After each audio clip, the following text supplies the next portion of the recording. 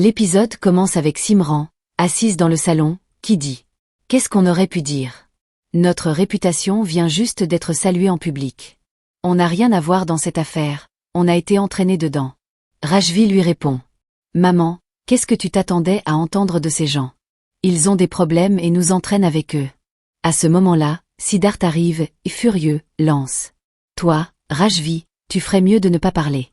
On est dans cette situation à cause de quelqu'un sans scrupules, comme toi, qui fait partie de notre famille. » Simran, indigné, dit à Siddharth « Arrête ça tout de suite. Tu n'es pas impliqué dans cette affaire, c'est clair. » Siddharth, agacé, rétorque « Pourquoi, maman ? Dis-moi pourquoi pas ? Ce n'est pas seulement Rajvi, nous sommes tous impliqués. Sam compte beaucoup pour moi, même si ce n'est pas le cas pour vous. » Suki, la grand-mère, interrompt, étonnée. « Comment ça, responsable ? Explique-moi. » Siddharth répond, l'air grave. « Grand-mère, on est tous responsables. Si tout ça est arrivé, c'est parce que Rajvi a divorcé de sa mère pour épouser Kritika. Il a manipulé ma sœur pour l'épouser et Samira pour qu'elle signe les papiers du divorce. Tout s'est déroulé sous nos yeux, et on n'a rien fait. » Suki, choquée, dit « Je ne comprends pas. » Kritika intervient. « Arrête de parler du passé. Samira est la seule responsable de sa situation. C'était son choix d'aller travailler dans cette entreprise, personne ne l'y a forcé. » Rosny réplique. « Kritika, je comprends que tu veuilles défendre ton mari, mais tu ne peux pas blâmer Samira. Elle est victime dans cette affaire, c'est Baouja le coupable. » Monsieur Kurana ajoute calmement. « Je pense que Roshni a raison. » Simran, hésitant, dit « Oui, peut-être que tu as raison, Roshni. Mais vas-tu aller expliquer à tout le monde que Baouja est coupable ? Les gens sympathisent toujours avec les morts. » Siddharth, déterminé, répond « Je le ferai s'il le faut, maman. Sam est comme ma sœur, et en tant que son frère, je ferai tout pour la défendre. » Pendant ce temps, Mona dit à Yash « Mon garçon, tu as été un grand soutien pour ma fille. Je ne te remercierai jamais assez. » Yash, rassurant, répond « Tante Mona, ne vous en faites pas. Sam a juste besoin de nous, elle s'en sortira. » Plus tard, Siddharth demande à son chauffeur « Il y a un problème avec la voiture. » Le chauffeur répond « Elle ne démarre pas, monsieur. » Siddharth, surpris, dit « La voiture a été révisée récemment, non ?» Le chauffeur, hésitant, répond « Je crois que c'est Rajvir qui s'en est occupé. » Siddharth, fronçant les sourcils, dit « Rajvir ?» Il se souvient alors de la clé qu'il a trouvée dans le salon de Baouja et appelle rapidement le garage. « Bonjour, je voulais savoir si quelqu'un a fait un double de mes clés récemment. Merci de me rappeler dès que possible. » Dans la cuisine, Simran, exaspéré, dit à Suki « Je n'en peux plus, on en a assez d'être insulté. Si la famille de Roshni vient pour les festivités, les gens auront encore de quoi parler. Et combien de temps va-t-on devoir se justifier ? C'est mieux qu'ils ne viennent pas. Je ne veux plus de polémique. On célébrera les festivités en famille. » Roshni entre calmement et dit « Personne de ma famille ne viendra. Je sais pourquoi vous êtes inquiète. Je vous promets qu'à partir d'aujourd'hui, vous n'aurez plus de soucis à cause de ma famille. » Elle s'en va. En passant devant la chambre de Rajvir, Roshni l'entend parler au téléphone. Curieuse, elle s'arrête pour écouter. Rajvir, voyant son reflet dans le miroir, remarque sa présence. Il s'approche et demande « Que fais-tu là ? Pourquoi m'espionnes-tu ? Va-t'en. » Roshni, impassible, réplique « Tu n'as pas à me dire quoi faire, Rajvir. D'ailleurs, ce n'est même pas ta maison. Un conseil, la prochaine fois que tu complotes, pense à verrouiller ta porte, on pourrait t'entendre. » Elle commence à partir, mais s'arrête soudainement en sentant un parfum familier. Perplexe, elle murmure « Ce parfum, je le connais. » Rajvir, agacé, s'approche. « Encore toi ? Qu'est-ce que tu veux ? » Roshni, sereine. « Je voulais juste te dire que je sais ce que tu fais. » Elle lui assène une gifle. Rajvir, furieux, tente de répliquer, mais Siddharth arrive à temps pour bloquer sa main. Il dit froidement « Si tu lèves la main sur ma femme, tu vas le regretter. Ton petit jeu est terminé. On sait qui tu es vraiment. Qui va te sauver maintenant ? » À ce moment-là, Kritika arrive et demande « Qu'est-ce que tu fais ? Tu as perdu la tête. » Rajvir, jouant la victime, dit « Tu vois, Kritika, voilà comment ta famille me traite. » Siddharth, exaspéré, répond « Arrête ton cinéma, Rajvir. C'est évident que tu mens. Et toi, Kritika, Utilise un peu ton cerveau. Je t'ai déjà dit des dizaines de fois que cet homme n'est pas quelqu'un de bien, mais tu ne voulais pas m'écouter. J'ai même montré des preuves, mais ça n'a servi à rien. Tu te souviens quand il t'a attaqué et que tu as payé sa caution pour le ramener à la maison. Kritika, troublée, reste silencieuse tandis que Siddharth continue. Et tu te rappelles le jour où on est allé chez Roshni? Il a trouvé une excuse bidon pour s'enfuir, disant qu'il avait mal au ventre. Tu sais pourquoi? Parce qu'il voulait aller voir son ex-femme. Cet homme n'est qu'un menteur et un manipulateur. Il t'a trahi et a même vendu Sam à un vieux malhonnête. Et toi, tu continues à le défendre. Siddharth s'approche de Kritika, le regard dur. Cet homme traîne notre nom dans la boue. Il n'a aucune loyauté, pas même envers ses propres parents. Réveille-toi, Kritika. Quand tu verras son vrai visage, tu seras anéanti. Rajvir n'est rien d'autre qu'un arnaqueur et un traître. Rajvir, en colère, s'écrie. Tais-toi un peu. Si tu crois vraiment que j'ai fait tout ça, alors apporte des preuves. Si tu y arrives, je te promets d'aller moi-même me livrer à la police. Mais si tu échoues, tu arrêtes de m'embêter, c'est clair? Siddharth Kurana, j'en ai assez de devoir sans cesse prouver mon innocence à ma femme. Il s'en va, suivi de Kritika. Roshni s'approche de Siddharth et dit calmement. Et il a raison. Ce ne sera pas facile pour nous. Il faut qu'on reste calme et qu'on se concentre. On doit absolument trouver des preuves contre lui. À ce moment, Suki appelle Roshni depuis la maison. Roshni répond. Oh non, il est déjà tard. Je dois te laisser, il faut qu'on prépare la fête. Elle s'éloigne, laissant Siddharth seul. Siddharth, parlant à lui-même, murmure avec détermination. Tu veux des preuves, Rajvir? Je vais t'en donner. Ton jeu est terminé. Je vais révéler tes secrets, et tu ne pourras pas m'échapper. Je te le promets. Rajvir prépare sa valise avec détermination et dit à Kritika. Tout le monde a raison, Kritika. Un homme ne peut pas vivre chez ses beaux-parents. J'ai été stupide d'abandonner tout ce que j'avais par amour. Kritika, paniquée, répond. Rajvir, je t'en prie, ne t'énerve pas. Je vais parler à maman. Nous ne pouvons pas laisser Siddharth gagner. Rajvir la coupe, l'air désespéré. Ça ne sert à rien de parler à qui que ce soit. Chaque jour, je me fais insulter ici, et tes parents le voient, mais ils choisissent de ne rien dire. C'est leur fils, après tout. Personne ne se soucie de moi, et je n'en peux plus, Kritika. Comment peuvent-ils me blâmer pour tout ce que Samira a fait? Ils n'ont aucun contrôle sur elle, alors ils me pointent du doigt. Mais c'est terminé, je ne vivrai plus ici. Je quitte cette maison. Kritika, résolue, prend une mallette et dit.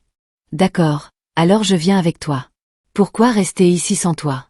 Si c'est vraiment ce que tu veux, emmène-moi avec toi. Rajvir secoue la tête, son visage se crispant. Kritika, tu ne peux pas me suivre. Tu ne sais pas tout. J'ai travaillé dur pour l'entreprise de ton père. Tout l'argent est avec lui, 40 millions de roupies. Si nous partons ensemble, nous ne verrons jamais cet argent. Je ne peux pas t'offrir une vie confortable pour l'instant, mais je t'aime. Je ne veux pas que tu souffres à cause de moi. Il lui sourit malicieusement, et Kritika, émue, répond. Rajvir, je t'aime aussi.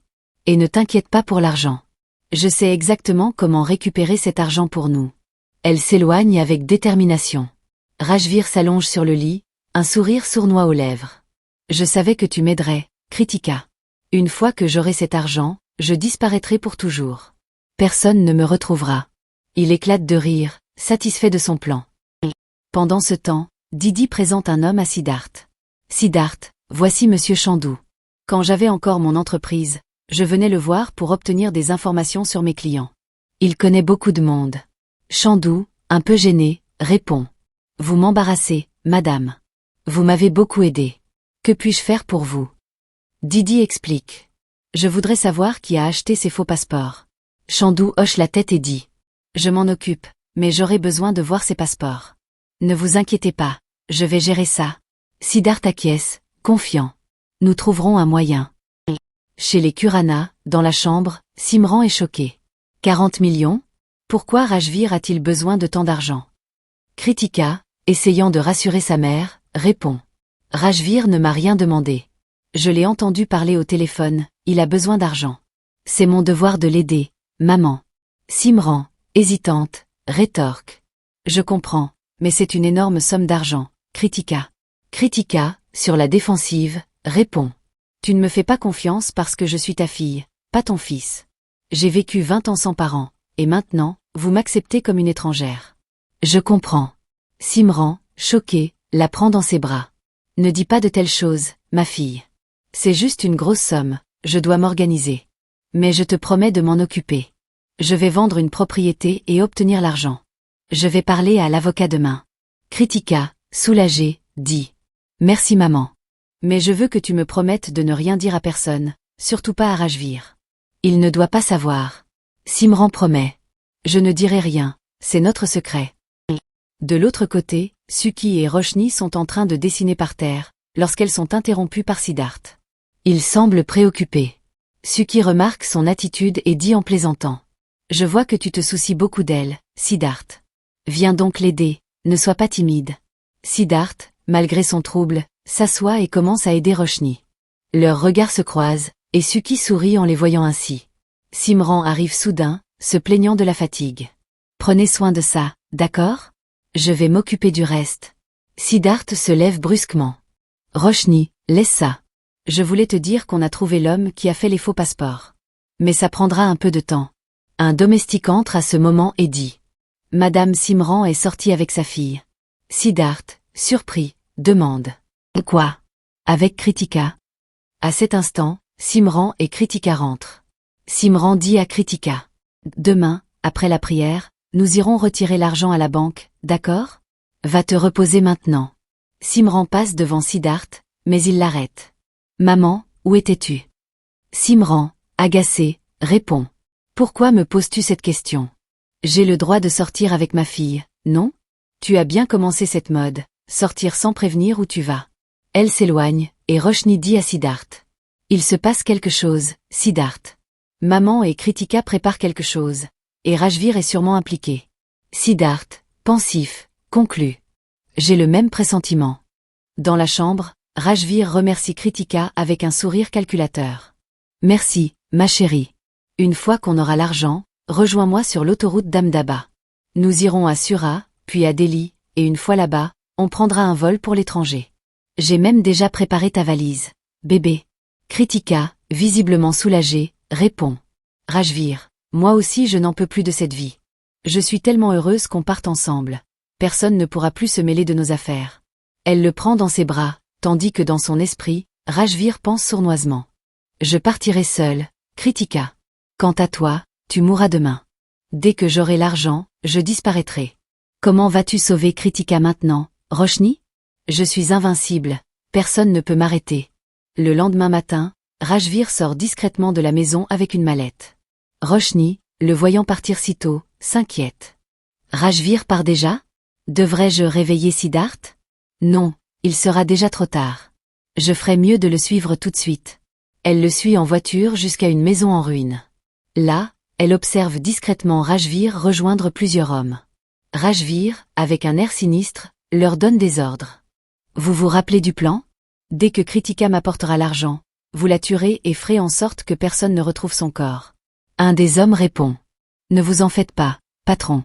On va l'enterrer à un endroit où personne ne pourra la retrouver. Rajvir, satisfait, réplique. Tout le monde cherchera le corps de Kritika, mais personne ne la retrouvera. Roshni, caché non loin de là, fait accidentellement tomber un morceau de brique.